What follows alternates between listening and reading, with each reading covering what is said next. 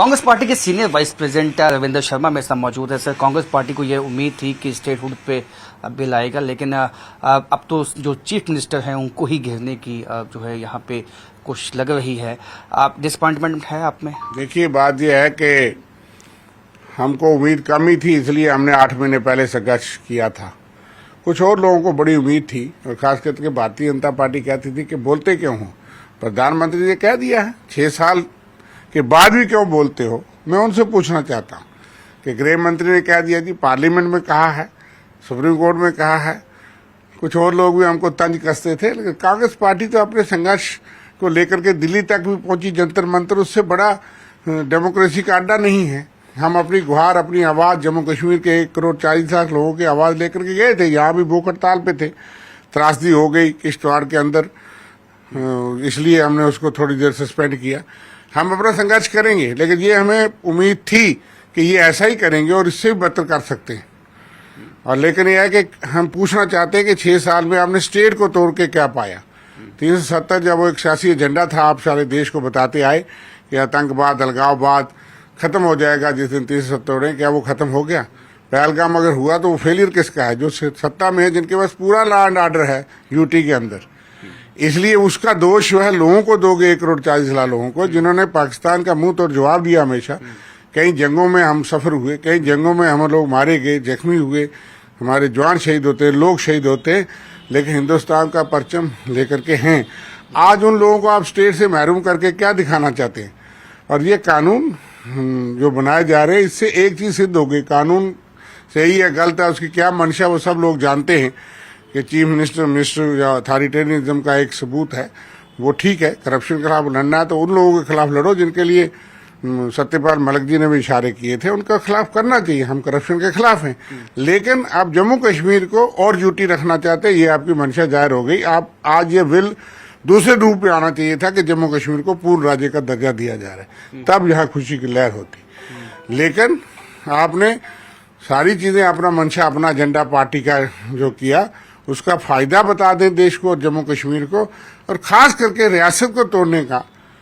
और 6 साल मतलब सेकंड क्लास सिटीजन बनाने का, यूटी में रखने का लाभ बता दें, और आगे क्या लाभ होगा। आप सिर्फ डायरेक्ट रूल करना चाहते हैं फ्रॉम सेंटर से जम्मू कश्मीर पे। जम्मू कश्मीर के मैंडेट और वोटों के बावजूद उन्होंने एक सरकार को चुना है जिनके पास बहुमत है, आपके तमाम जोर जबरदस्त के बाद, उसके सब चीजों के बावजूद लोगों ने आपको मैंडेट नहीं दिया रूल करने का, इसलिए आप स्टेट नहीं दे रहे। ये इन्होंने देना नहीं था, अगर इनकी नीयत साफ होती तो देते। सर, इंटेंट क्या लगता है? क्योंकि ये कहा चीफ मिनिस्टर, अगर कोई भी, अगर चाहे मिनिस्टर्स हैं, अगर वो किसी का प्रैक्टिस में पाए जाते हैं तो वो सीएम की गद्दी से भी हटाए जा सकते हैं। इसके पीछे आपको इंटेंट सही लगता है? देखिए, इंटेंट क्या है वो चर्चा होगी संसद में, हमारी पार्टी है बहुत बड़ी, लेकिन मैं जानता हूँ इंटेंट। अगर इंटेंट तो ये है, हमें ये तो समझ आता है कि जम्मू कश्मीर को और ड्यूटी रहना है, डरा धमका के सबको रखना है। बाकी करप्शन के खिलाफ तो अपने घर में भी देख लीजिए,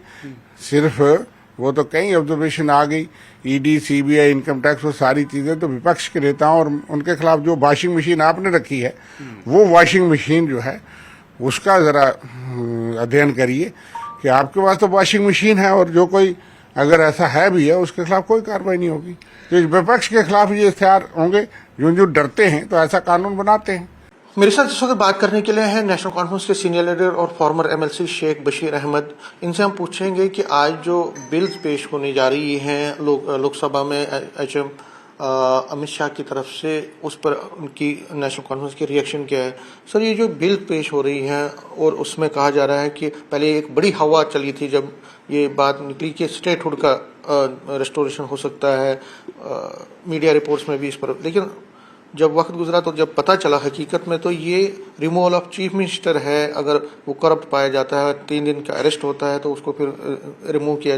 क्या आपको लगता है कि ये तो उल्टा ही हो गया? जी, पहली बात मैं आपको कहूँगा, बहुत शोर सुनते थे पहलू में दिल का, जो चीरा तो कतराए खून निकला। पहली बात यह है कि बड़ा उम्मीद थी कि अब सेशन चल रहा है और Jammu Kashmir reorganization, restoration of statehood के लिए बिल आएगा। कल जब बिल पेश उसमें एक बिजनेस देखा, उसमें बिल तो थे, 3-4 बिल थे, और जो बिल क्या नाम है उसमें आए हैं, अब किसी ने पढ़ा नहीं, जब उसमें सोशल मीडिया पे आए या पेपर में आया तो पहली दफ़ा लगा जब गवर्नमेंट बिल लाती है तो वो पास कराने के लिए लाती है, चाहे वो कुछ भी हो। लेकिन पहली दफ़ा लगा पार्लियामेंट में बिल पास कराने के लिए नहीं, बल्कि सेलेक्ट कमेटी को भेजने के लिए। उसके नीचे जब लाइन पढ़ी तो उन्होंने इस नीयत से नहीं लाया कि इनको पास करना है, इस नीयत से लाया कि इसको सेलेक्ट कमेटी में लटका के रखेंगे। तो मुझे ज़ाती तौर पे बड़ी मायूसी हुई कि कोई समझ नहीं आया कि ये लोगों को बेवकूफ़ क्यों बना रहे हैं। पार्लियामेंट के अंदर बिल आता है, बहस होती है, अपोजिशन अगर डिमांड करे कि सिलेक्ट कमेटी को भेजो तो फिर सिलेक्ट कमेटी को भेजा जा सकता है। लेकिन गवर्नमेंट घर से ही सोच के आ जाए कि हमने सिलेक्ट कमेटी को देना है तो फिर बिल का मकसद ही फौत हो जाता है। और दूसरा, जब बिल आई है तो उसमें तो ये तो उल्टा है कि चीफ मिनिस्टर, तो आपको लगता है कि वो घेरने की कोशिश हो रही है आपको? पहली बात यह है कि किसको किसने घेरना है, ये खुद घिर गए हैं। वो दिन भी नहीं रहे, ये भी नहीं रहेंगे। ये पूरी दुनिया को बेवकूफ़ बना रहे हैं, तो ये नहीं समझते हैं कि इनका हशर क्या होना है। हमें तो पहले तो जब वो आया बिजनेस, उसमें तो बिल तो नहीं ना था सामने, सिर्फ ये पड़ा कि जनाब बिल आ रहे हैं, 2-3 बिल आ रहे हैं। वो बिल क्या है वो हमारे पास नहीं था, वो तो पार्लियामेंट के मेंबरों के पास जाता है, और वो भी शायद इसमें होता है कि 3 दिन पहले आना चाहिए। तो उन्होंने रात को उसमें बिजनेस एडवाइजरी कमेटी में, तो जब आपने बिल पढ़ी और उसमें ये देखा कि चीफ मिनिस्टर को रिमूव किया जा सकता, क्या डिसअपॉइंटमेंट हुई? पता नहीं किसको कौन रिमूव करता है, कौन अरेस्ट हुआ है, कौन अरेस्ट नहीं हुआ है। ये सब चूंकि इनको खुद अरेस्ट इसमें होना है, एक वक्त आएगा ये सारे अंदर जाएंगे इसी में, अपने ही बिलों में। तो कहीं ना कहीं डिसअपॉइंटमेंट है कि आपको लग रहा था कि बिल्कुल डिसअपॉइंटमेंट है, कोई इनसे तवक्कुत नहीं है। हमको है इनसे वफा की उम्मीद, जो नहीं जानते वफा क्या है। जम्मू कश्मीर भाजपा के अध्यक्ष सर शर्मा मेरे साथ मौजूद हैं। सर, कांग्रेस पार्टी हो चाहे नेशनल कॉन्फ्रेंस हो, उनका कहना है उनको काफ़ी मायूसी हुई है। उनका मानना ये था कि स्टेटहुड पे आज बिल आएगा, और उनका कहना है कि कभी मंशा थी ही नहीं गवर्नमेंट की। कैसे व्यक्त करते हैं? प्रधानमंत्री जी ने समय समय पर अपने वक्तव्यों में, अपनी स्पीचेस में, होम मिनिस्टर साहब ने भी संसद के बीच में बयान दिया है कि उचित समय आने का हम लोगों को इंतजार करना चाहिए, स्टेटहुड अवश्य जम्मू कश्मीर को दी जाएगी। परिस्थितियां हम लोगों ने खुद बिगाड़ी हैं। नेशनल कॉन्फ्रेंस ने असेंबली के पहले दिन ही सत्ता में होने के बावजूद एक ऐसा वातावरण यहाँ क्रिएट किया कि उचित परिस्थितियां वो चाहते ही नहीं आए। देश के प्रधानमंत्री जी चाहते हैं यहाँ स्टेटहुड मिले, होम मिनिस्टर साहब चाहते हैं स्टेटहुड मिले, लेकिन जो सत्ता में लोग हैं वो उचित परिस्थितियां आने ही नहीं देना चाहते। और एक बात मान लीजिए, वो उचित परिस्थितियां आने पर अवश्य हम लोगों को स्टेटहुड मिलेगी, इसमें कोई दो राय नहीं। आज उनकी उम्मीद थी कि आज बिल इसमें पेश होगा, वो उसको कैसे देखते हैं? क्योंकि उनका कहना है कि उन्होंने, हालांकि जब किश्तवाड़ में ये वाकया हुआ, जब वहाँ आपदा आई, तो अपना जो एजिटेशन थी उसको जो है स्थगित किया। अब वापस जो है एजिटेशन शुरुआत करने की बात कर रही है कांग्रेस पार्टी, और नेशनल कॉन्फ्रेंस भी सिग्नेचर कैंपेन शुरू करने की बात कर रही है। देश के प्रधानमंत्री जी के ऊपर इन लोगों को विश्वास करना चाहिए, जिनका कहा पत्थर के ऊपर लकीर की तरह होता है, और जो भी वो कहते हैं वो करते हैं। इसके बावजूद शायद वो नहीं चाहते कि यहाँ की परिस्थितियां अच्छी हों। नेशनल कॉन्फ्रेंस, कांग्रेस गठबंधन सरकार, ठीक है कि कांग्रेस का कोई भी मंत्री आज नहीं है, लेकिन नेशनल कॉन्फ्रेंस, कांग्रेस गठबंधन सरकार लगभग 9 महीने का अंतराल, 9 महीने से ज्यादा का अंतराल हो चुका है। ऐसे समय में उनके माध्यम से कोई कार्य नहीं किया गया। बिजली लोगों को मौसर नहीं हो रही, पानी लोगों को नहीं मिल रहा, सड़कों की हालत आप देख लीजिए बाढ़ के कारण। और आज परिस्थितियां क्या, वहां सड़कों की हालत ठीक करें। इनके नेता वहां जाते हैं, खाना खा के वहां से आ जाते हैं, कठुआ में इंटीरियर में जाते हैं, इनको पता चलता सड़कें कहाँ कहाँ टूटी हुई हैं। उन सड़कों का निर्माण करना पहले आवश्यक है। स्टेटहुड तो हमें मिलेगी, परिस्थितियां अच्छी हो जाएंगी। देश के प्रधानमंत्री जी ने कहा है, होम मिनिस्टर साहब ने कहा है कि हम लोगों को अपना हक मिलेगा, इसमें कोई दो राय नहीं। आज अच्छी परिस्थितियां हम लोगों को लाने का प्रयत्न करना चाहिए। चिशोती गांव में मैं लगभग 3 दिन का प्रवास था हमारी टीम का। एलओपी वहीं पे कैंप किए हुए हैं। आप सोच सकते हैं कि हमारे लिए क्या प्राथमिकता है। हमारे लिए ये प्राथमिकता है कि जो लोग जख्मी हैं वो जल्द से जल्द ठीक हों, अपने घरों में पहुंचे। जो मकान टूटे हैं उनकी भरपाई हो सके। जो लोग हमारे बीच में से चले गए हैं वो तो हम लोग उनको वापस नहीं ला सकते। हम तो भगवान से यही प्रार्थना करना चाहते हैं कि भगवान उनको अपने चरणों में जो है वो स्थान दे। लेकिन स्थितियां आज प्रदेश की भी ठीक नहीं है, वो तो हमें हर एक को दिख रहा है। चिशोती गांव में, कठुआ गांव में जगह जगह पर बारिश हो रही है और ऐसे समय में अपना चेहरा छुपाने के लिए एक नकाब ओढ़ने का प्रयास कर रहे हैं। 9 महीने के अंतराल के जो कार्य उनको करने चाहिए थे, एक रिपोर्ट उनको देनी चाहिए कि 9 महीने के अंतराल में उन्होंने क्या कार्य किए हैं, कितनी ट्रांसफर्स की हैं, किस ट्रांसफर्स को बिफोर टाइम ट्रांसफर किया है, किस को एलिवेट किया है, वो उनको बताना चाहिए। जी, इसके साथ साथ अभी जो बात हो रही है कि चाहे वो चीफ मिनिस्टर हो, मिनिस्टर्स हो, पीएम हो, करप्शन में जो पाया जाएगा उसको अपने पद से हटाया जा सकता है, जिसपे सवालिया निशान जो है खड़े किए हैं। कांग्रेस का कहना है कि इसमें इंटेंशन ठीक नहीं लगती, नेशनल कांफ्रेंस का भी यही कहना है। आप ये मानकर चलिए कि क्या ये मानकर चल रहे हैं कि ये लोग सत्ता में नहीं आएंगे? ये हर एक के लिए है। कोई भी इंडिविजुअल, चाहे वो किसी भी पॉलिटिकल पार्टी का है, सीएम तो उसी पॉलिटिकल पार्टी का होगा जो सत्ता में है। और बहुत से प्रदेशों में, मेजॉरिटी प्रदेशों में भारतीय जनता पार्टी की सत्ता है। प्रधानमंत्री भारतीय जनता पार्टी के हैं, उनको डर नहीं है। जो लोग सत्ता में नहीं है उनको डर है। कारण ये है कि इन लोगों ने अपने समय पर सिर्फ भ्रष्टाचार किया है, वो इसलिए डर रहे हैं। वो जानते हैं कि कहीं ना कहीं कुछ हो सकता है। ऐसी परिस्थितियां, और मानकर चलिए कि लॉ इंडिविजुअल के लिए नहीं बनता, लॉ हर एक के लिए एप्लीकेबल होता है। और जो हमारा रीऑर्गेनाइजेशन एक्ट है उसमें भी, जम्मू कश्मीर की बात कर रहा हूं, उसमें भी जो अमेंडमेंट है वो जरूरी है। आज वो सत्ता में है, थोड़े दिन के बाद हम सत्ता में आ सकते हैं, परिस्थितियां बदलती रहती हैं।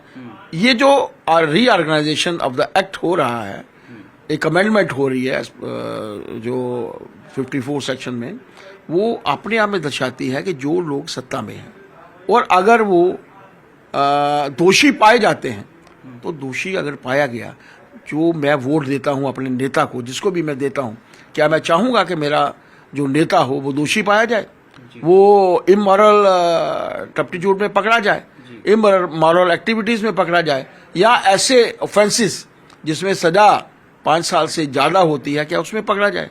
मैं कभी नहीं चाहूंगा। तो ऐसे समय में एक वाजिब है, और ये एप्लीकेबल सभी पॉलिटिकल पार्टीज के लिए है। कांग्रेस के लिए भी है, नेशनल कॉन्फ्रेंस के लिए भी, पीडीपी के लिए भी, और भारतीय जनता पार्टी के लिए भी। मॉनसून सेशन और लोकसभा की अगर हम बात करें तो आज जम्मू एंड कश्मीर रीऑर्गेनाइजेशन जो अमेंडमेंट बिल 2025 है उसको टेबल किया जा रहा है। हमारे साथ बात करने के लिए मौजूद हैं ऑल इंडिया कांग्रेस कमेटी के जनरल सेक्रेटरी गुलाम अमीर। सर, ये बताइए कि आज बिल को टेबल किया जा रहा है, उसके अलावा भी कई और बिल्स हैं जिनको टेबल किया जा रहा है, उन पर बहस होनी है, क्या कहना चाहेंगे? देखिए, 3 पार्ट्स में इन्होंने अमेंडमेंट्स लाई है। एक पार्ट तो जनरलाइज है जो तमाम यूटीज से रिलेटेड है, वहाँ तक तो कोई बात नहीं है। जो उसमें सेंस समझ आ रहा है कि जो यूटीज हैं उसमें अगर कोई चीफ मिनिस्टर, कोई मिनिस्टर कल किसी केस में अरेस्ट होता है, तो पास प्रेसिडेंस ये थी कि 6-6 महीने भी चीफ मिनिस्टर या मिनिस्टर जेल में रहे बट इस्तीफ़ा नहीं दिए, तो उसको थोड़ा स्ट्रिक्ट करने के लिए उसको टाइम बाउंड कर रहे हैं तमाम यूटीज़ में। मगर जहाँ तक जम्मू कश्मीर रीऑर्गेनाइजेशन एक्ट में अमेंडमेंट की बात है, वो सेपरेट एक इशू है। तो उस अमेंडमेंट के ज़रिए ये क्या जम्मू कश्मीर में लाना चाहते हैं, जबकि पूरा देश और पूरा जम्मू कश्मीर इस ताक में बैठा था, इस सोच में बैठा था कि इस मॉनसून सेशन में रीऑर्गेनाइजेशन एक्ट में तरमीम आएगी, मगर वो तरमीम आएगी स्टेट को रिस्टोर करने के लिए। तो अब उसका डेफिनेशन अभी इन्होंने दिया नहीं है। जनरलाइज यूटीज़ का तो मामला समझ आता है जी। मगर जम्मू कश्मीर रिऑर्गेनाइजेशन एक्ट में जो अमेंडमेंट आज वो लाने वाले हैं उसका ब्रीफिंग तो किसी ने दिया नहीं। वो समझ आएगा जब एक बार डिटेल के साथ में टेबल बिल हो जाएगी, होम मिनिस्टर उस पर बोलेगा, तब देश और जम्मू कश्मीर भी समझ आएगा।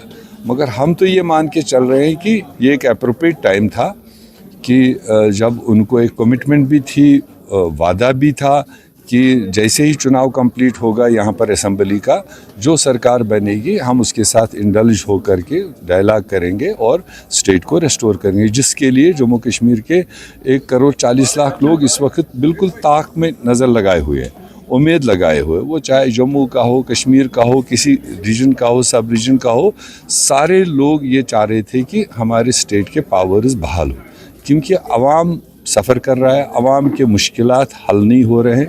ड्यूअल पावर सेंटर में मुश्किलात लोगों के हैं, मुश्किलात नुमाइंदों के हैं, आगे कोई काम आगे बढ़ नहीं रहा है। तो ऐसे में अगर सेंट्रल गवर्नमेंट, अगर वज़ीर आज़म सिंसियर है जम्मू कश्मीर के लोगों के लिए, जम्मू कश्मीर के पहाड़ों के लिए नहीं, अगर लोगों के लिए सिंसियर है, तो ये एक एप्रोप्रिएट टाइम है उनको ये एक छोटी सी अमेंडमेंट लाकर स्टेट को रेस्टोर करना चाहिए। कांग्रेस पार्टी का क्या मौक़िफ़ रहेगा बिल टेबल होने के बाद या जब बहस होगी?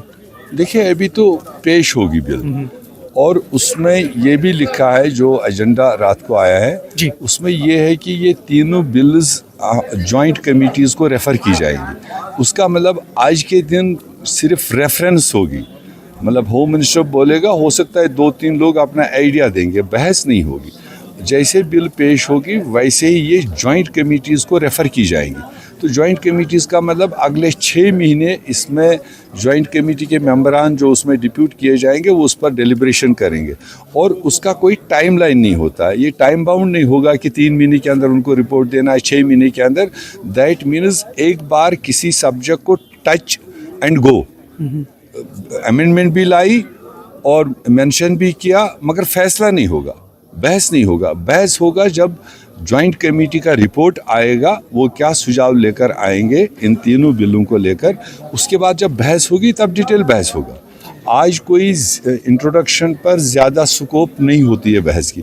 फिर भी इंडिया अलायंस, कांग्रेस पार्टी, जैसे आपने रात से ही देखा, राहुल गांधी जी का ट्वीट भी आया है कि हम पूरा जम्मू कश्मीर के लोगों की नुमाइंदगी करने के लिए तैयार बैठे हैं। जो नाइंसाफ़ी जम्मू कश्मीर के लोगों के साथ हुई है इस सरकार के होते, उसको हम डट के निपटेंगे, डट के लड़ेंगे। वाइस प्रेसिडेंट की पोस्ट को लेकर कांग्रेस का क्या मौक़िफ़ रहेगा? अब वाइस प्रेसिडेंट पोस्ट तो दोनों फिरकों ने मैदान में डाल दी है। अब ये कॉन्शियस वोट है, कॉन्शियस वोट पार्लियामेंटेरियंस ने करना है, चाहे वो लोकसभा के हैं या राज्यसभा के। इस वक्त कोई पार्टी की बात नहीं है। देखना ये चाहिए कि अभी एक वाइस प्रेसिडेंट था जी, और उस वाइस प्रेसिडेंट को जिस तरीके से इस्तीफा लेकर के उसको ज़मींदोज़ किया गया, उसका आज तक खुलासा नहीं हुआ कि उसका कसूर क्या था।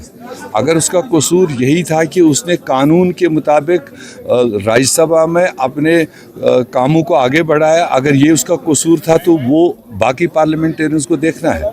अगर उसने इम्पीचमेंट के कागजात आगे बढ़ाए किसी जज के खिलाफ जो कंप्लीट बाय ऑल मीन्स हो चुका था, तो उसके बाद उसको उतारा गया, तो ये जुल्म है। अब सारे 750-800 मेंबर पार्लियामेंटेरियंस के लिए ये कॉन्शियस वोट है कि इस वक्त क्या हम उसी जुल्म को फिर आगे बढ़ने का मौका देंगे या एक आज़ादाना तरीके से अपना वोट इस्तेमाल करेंगे और दोनों के बीच में चुनाव होगा, देखा जाएगा क्या है। बहुत बहुत शुक्रिया गुलाम मीर, ऑनरेट कांग्रेस कमेटी के जनरल सेक्रेटरी। और इन्होंने कहा कि एक्सपेक्टेशंस थी इस चीज़ को लेकर कि शायद बिल आ जाएगी स्टेटहुड की रेस्टोरेशन को लेकर और दीगर मामलात को लेकर, लेकिन मामला इसके बरक्स है। और उन्होंने कहा कि कांग्रेस पार्टी जो है डट कर मुकाबला करेगी। ज़हूर रिजवी, न्यूज़ 18 नेटवर्क, डूरू, अनंतनाग।